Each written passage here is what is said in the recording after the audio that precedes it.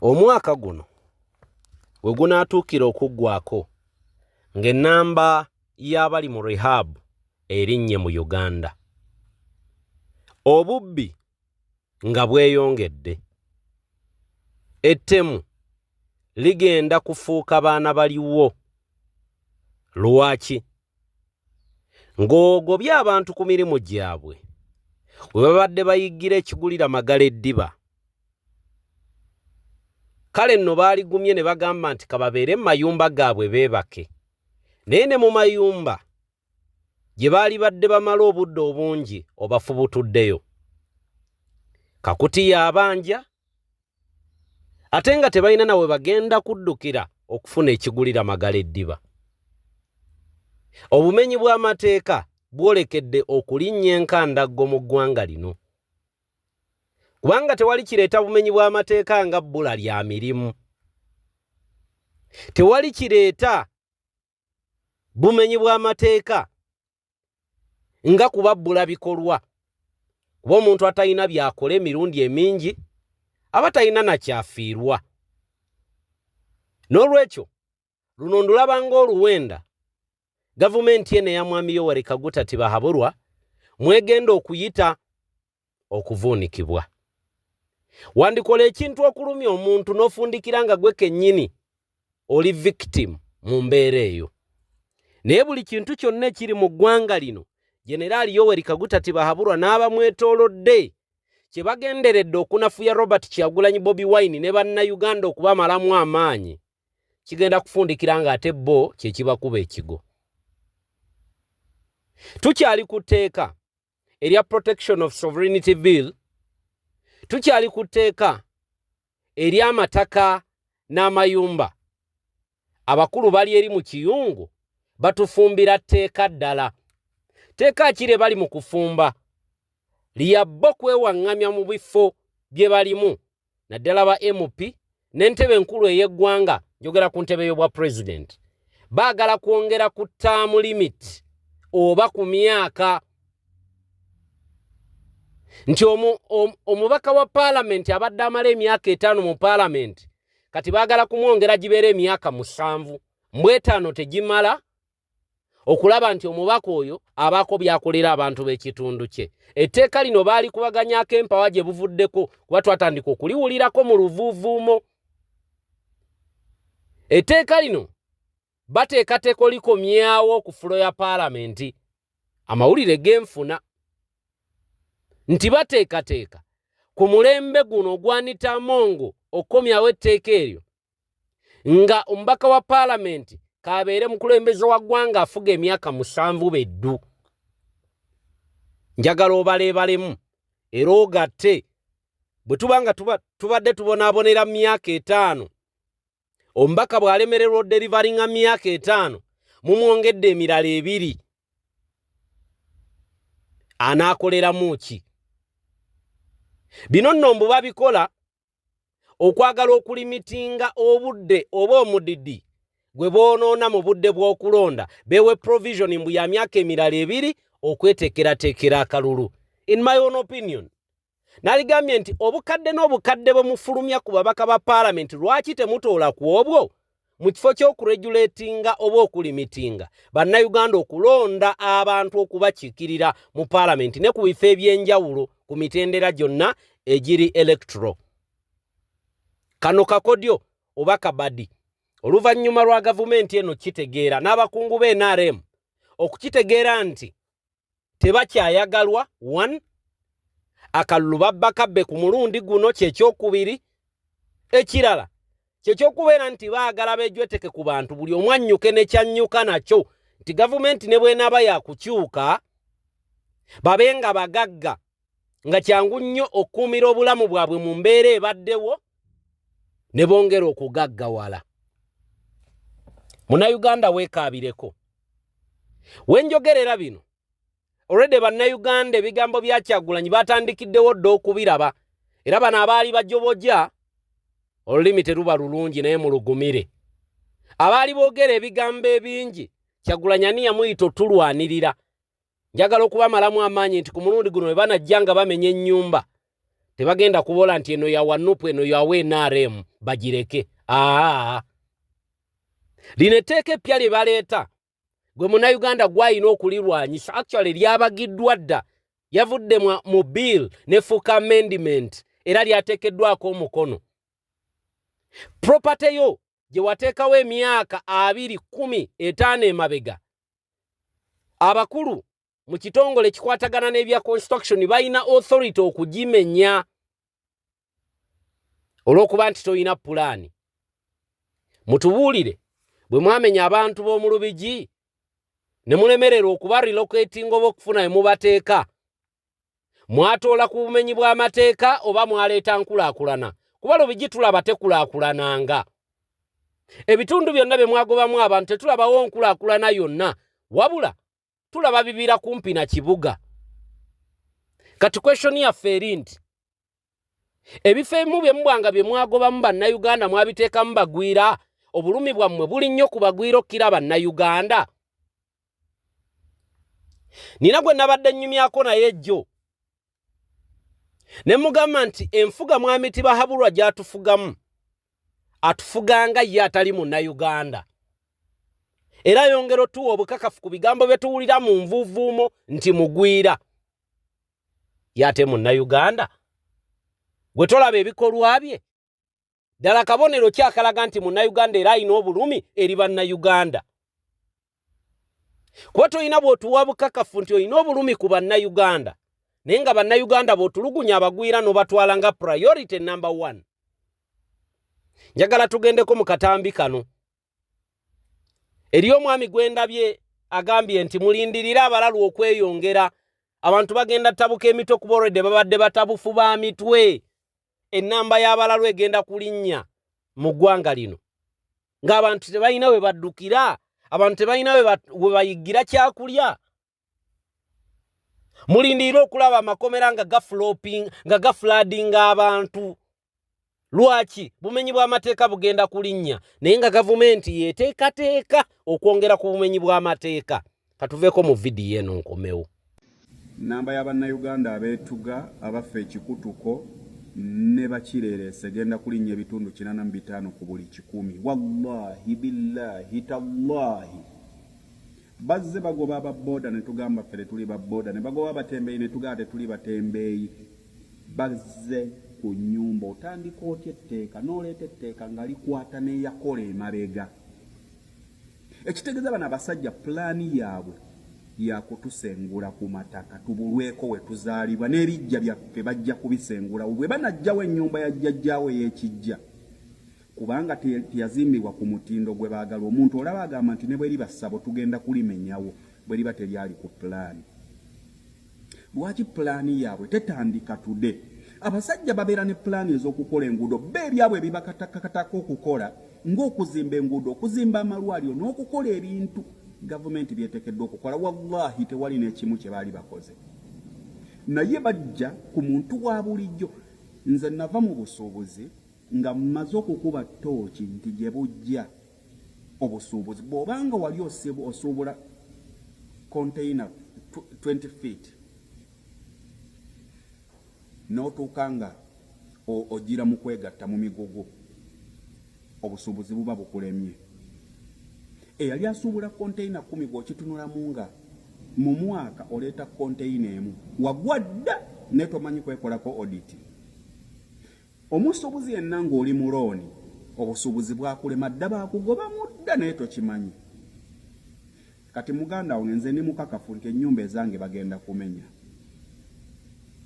Ennaku ziri ezi 3 seebaka neebakawo twambwa, omutima gunsulaka, naye nagumye bamenye n'ettaka batwale,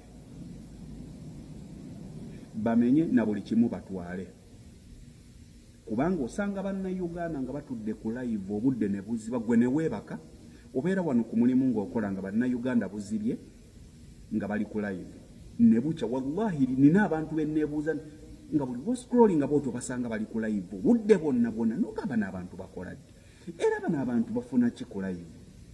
Byannema okutegeera bwe baba bali ku mulimu bakale, naye mmwe abalaba ababeera ku live ezo mufunamu ki? Abalaba kuba baba zi hosting bafunamu oba olyawo naye mmwe ababeerako ennamba ennene mubeera mulaba mufunamu ki ba MPs simanyi bana abasajja n'abakyalo oba bagenda mu parliament kwegatta wallahi His Excellency Robert Kyagulanyi Ssentamu bw'obanga okutta obukulembeze bw'eggwanga Uganda parliament gijjeewo terina makulu eyo ennyumba yeetuddemu okutulugunya bannayuganda era njagala okubagamba bannayuganda wallahi bwe tutavaayo bwe tulema okulwanyisa etteeka eritambula olwaleero simanya tteeka simanya ery'okusindika ssente okuva mutandise okutuyita abatujju ffe abalina famire zaffe abayimirizawo famire zaffe ku Bulaaya ng'okola butaweera osobola okuweerera abaana bo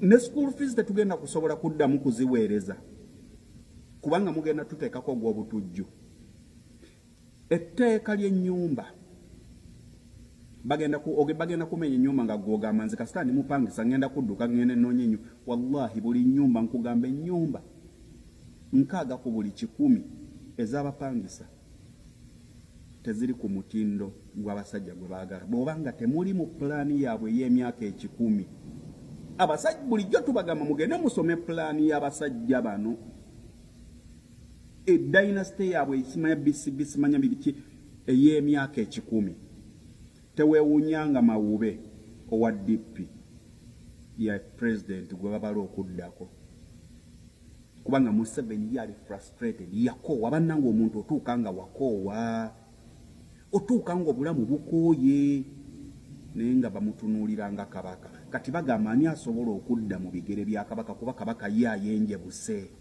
akunkumuse ovanga ku muntu omulamu ng'envunyu zimukunkumukamu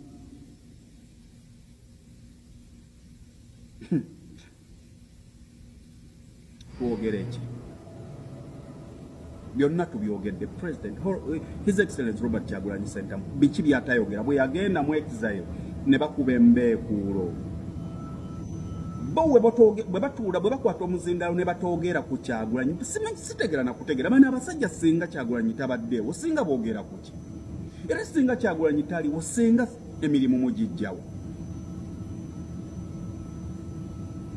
MP omulamba ne bamuhostinga obudde bwe bwonna bwe bamuwadde n'abumalako ng'afokasinze ku opposition baleesa amateeka gagenda kuyita nga gayita ku bakulembeze bwe mwalonda twabagamba tolonda omuntu yenna owa NRM musobole okujjuza house ejjulemu aba opposition baleete ebiteeka byabwe nga tebiina bwe biyita kati kabaleete amateeka gayite nga bwe gaagala amayumba gaffe bagamenye naawe n'eyajjajjaawo mu kyalo bagenda kugimenya bwe banamala okumenya ennyumba ya jjajjaawo n'eya kitaawo mujja kusigala nga muli bakireereese nga temulina maka ngaffe nga temukyalina musangibwa n'ebijja bajja kubizikulayo ebyabajjajjaabo kubanga litudde ku ttaka eriri prime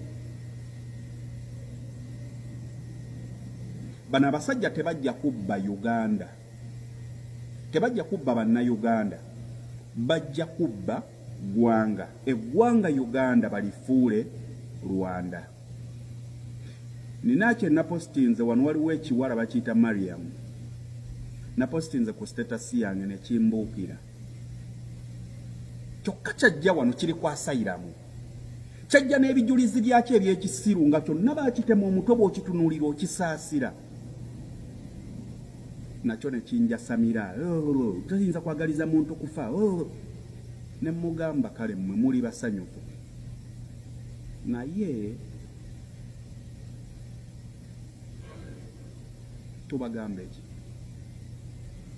muli mu mirembe beddings abantu be bateekamu ssente zaabwe okusobola okuba divertinga kubanga babamanyi obwongo bwammwe mulowooleza mu kwegatta mulowooleza mu kusammula oyinza okusanga omuntu nga bukyanga omwaka guno gutandika yakasammula miliyoni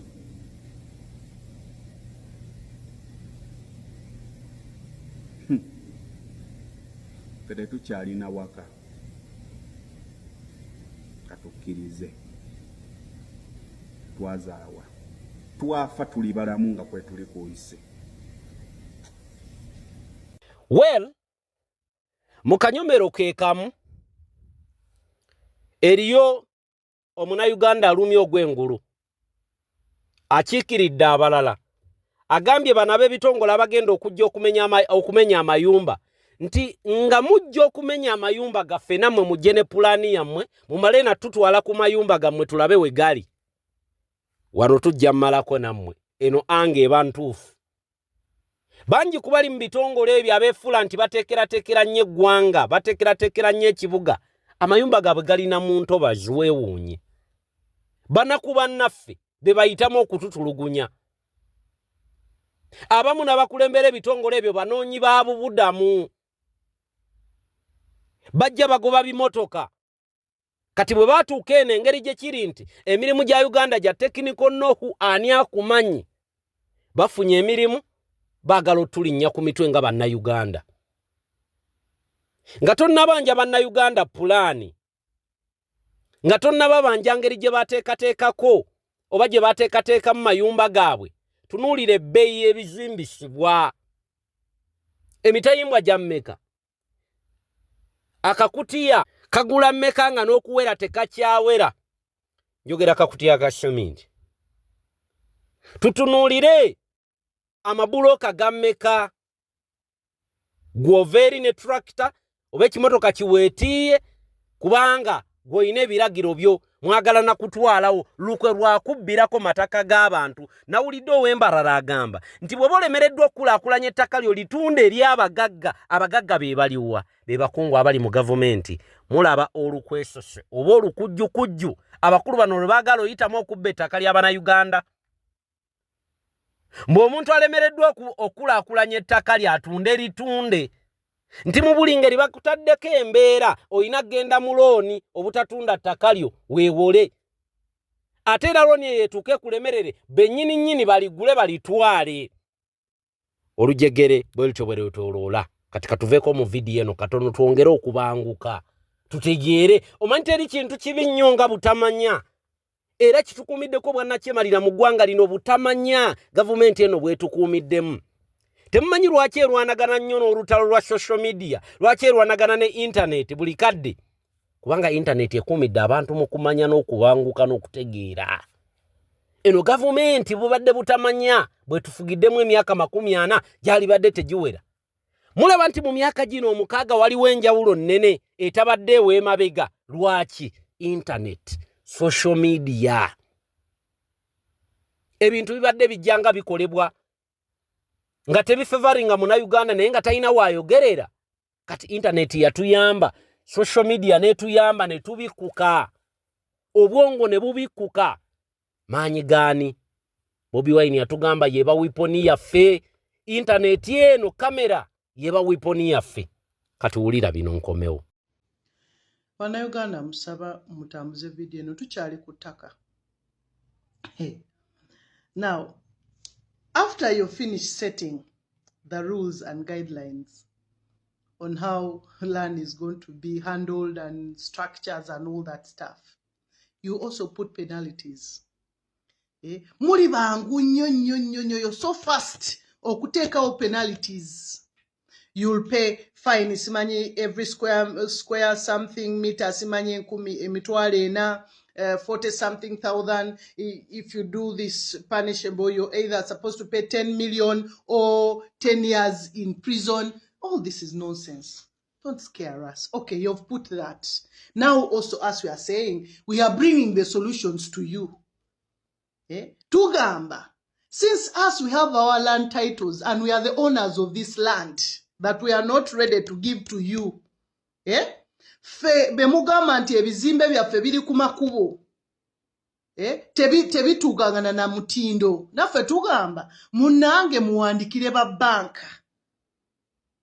And also banks, even before they write to you, this is our cry to you. Not even a cry. We have land, you have the money. So we need each other.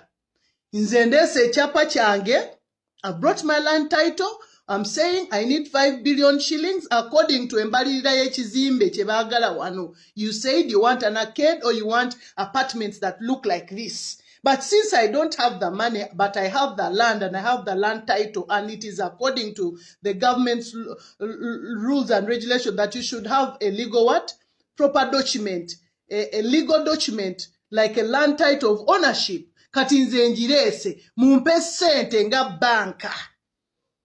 Mumpe sente. Wherever I come from, it doesn't matter where I come from. Obandi Buganda, Obandi Ankole, Obandi Tororo, Obandi Moroto, Obandi Acholi, Obandi Teso.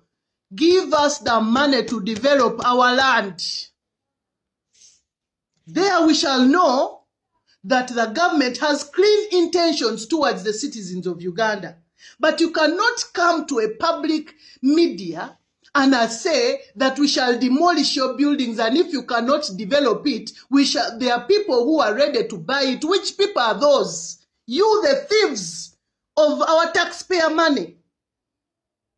You, the corrupt officials that are coming up with these acts because you have chunks of money kept in your houses.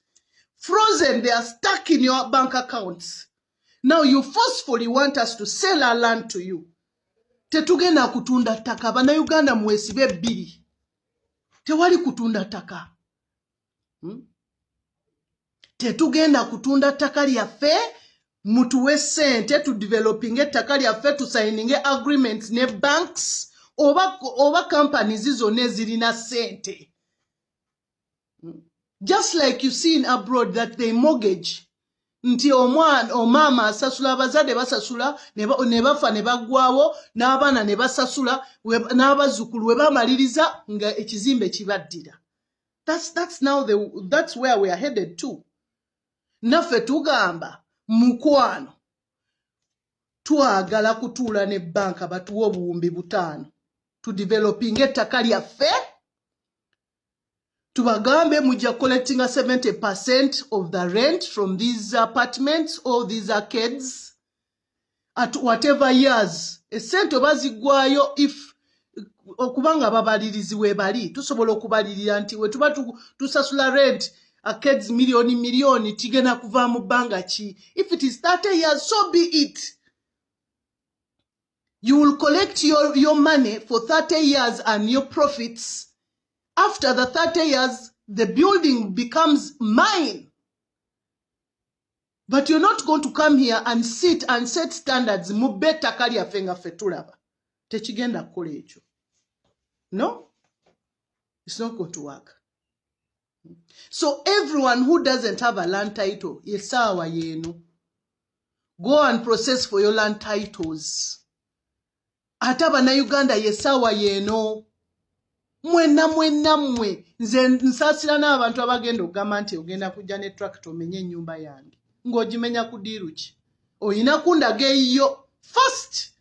Mwina okusooka otutwala mwe abazze okumenya amayumba gaffe, ennyumba ki ze musulamu, mutuwe pulaani, mutuwe approvals byonna.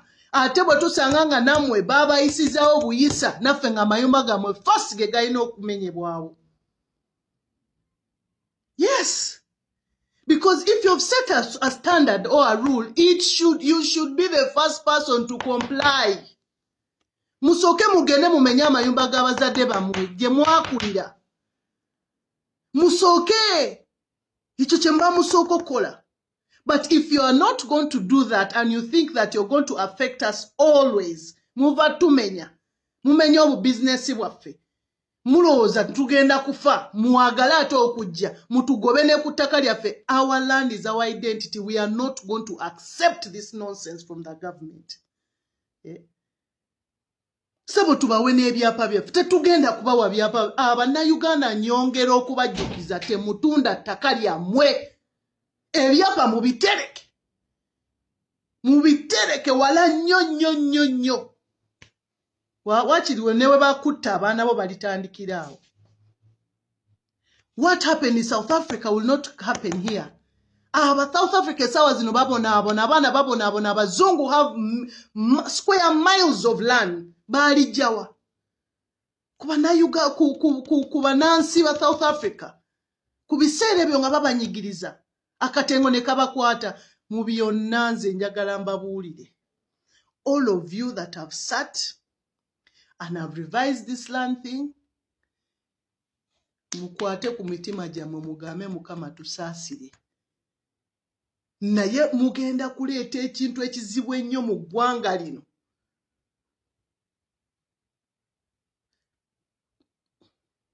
Mugenda kuleeta ekintu ekizibu ennyo mu ggwanga lino. Olunaku lw'eggulo nabakoledde video kubikwatagana ne Nandutu emyaka 4 gye yakaligiddwa era gyagenda okumala kumyera mu kkomera.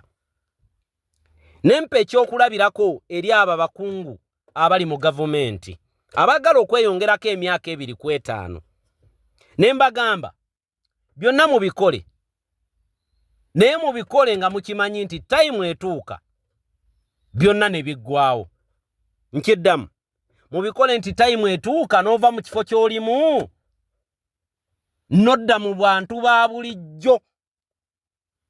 Temulekedde bannayuganda mwaganya butajaganya kufa kwammwe bakuvaawo kwammwe olw'ebikolwa byammwe.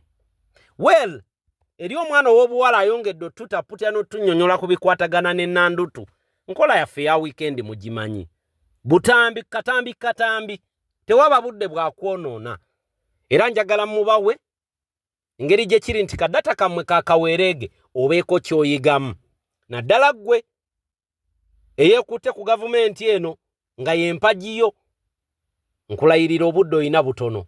You have very little time kubanga obudde buweddeyo.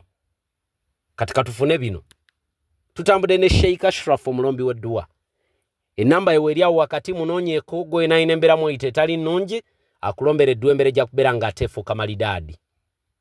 Bannaffe aba Blessed Hope Bridals and Event Management nabo bakubireko ku bikwatagana n'emikolo, introduction, wedding, graduation, oyina birthday party, bakolera cake, bakola makeup ku bagole, ate nga n'ebyambalo by'abagole babiina. Bakubireko ku buli mukolo gwonna oba mutono oba munene bajja kubanga bagukolerako ku bbeeyi ey'okukkaanya. Katufundikira n'akatambi kano abankuumire. Politics is a dirty game, and the story of Agnes Nandutu should give us a lot to learn, because she went from a village girl washing her feet at the river before school to rubbing shoulders with top government officials when she became a minister, and finally she has ended up in Luzira prison serving 4 years for a scandal involving 2,000 iron sheets. This is the story. Listen. Alright guys, so Agnes Nandutu was born in Bududa, which is in eastern Uganda. And she says she comes from a humble background, and at the time of her childhood, her parents separated. And so she grew up moving between stepmothers and grandparents, but her mother was around.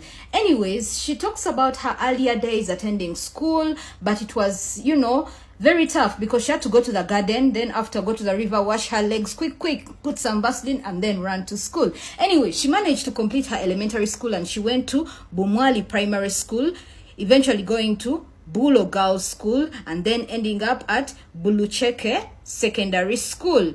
Anyways, upon all that, things were quite tough, and so Agnes Nandutu decided to attack what? Kampala City for opportunities.